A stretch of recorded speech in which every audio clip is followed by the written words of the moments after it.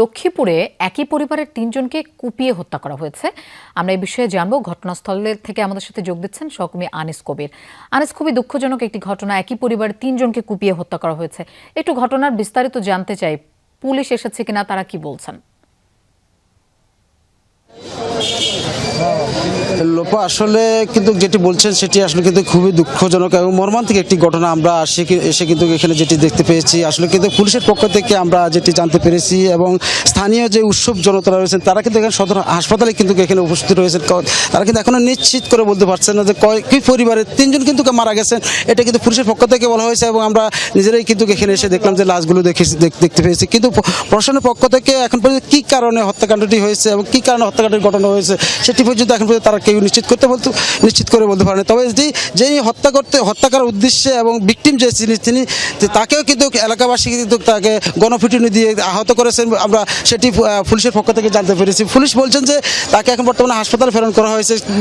তারা হাসপাতাল থেকে আসলে বিস্তারিত সে সুস্থ হওয়ার পরে কিন্তু তার থেকে বিস্তারিত জানা যাবে তাদের মূল কারণ কি। তবে পুলিশ দ্রুত চেষ্টা করছেন যে তাদের যে হত্যা করা কী কারণে হত্যা করার ঘটনাটি ঘটেছে এবং কী কারণে এই ঘটনাটি ঘটেছে সেটি উদ্ঘাটন করার জন্য তারা কিন্তু দ্রুত তাদের যে বিভিন্ন ধরনের গোয়েন্দা সংস্থা রয়েছে তারা সেটি কিন্তু চেষ্টা করছেন যে তারা উদ্ঘাটন করার জন্য। তবে পুলিশের পক্ষ থেকে এখন পর্যন্ত মাঠ পর্যায়ে দ্রুত তারা যারা যে কী কারণে হত্যাকাণ্ডটি ঘটেছে সেটি কিন্তু এলাকাবাসীর সাথে বিভিন্ন কথা, আমরা গণমাধ্যম কর্মী যারা রয়েছে তারাও কথা বলছি যে কী কারণে হত্যাকাণ্ডটি ঘটনা করা হয়েছে এবং কী কারণে হত্যাকাণ্ডটি হতে পারে বলে এখন পর্যন্ত কেউ আমাদেরকে নিশ্চিত করে বলতে পারে না।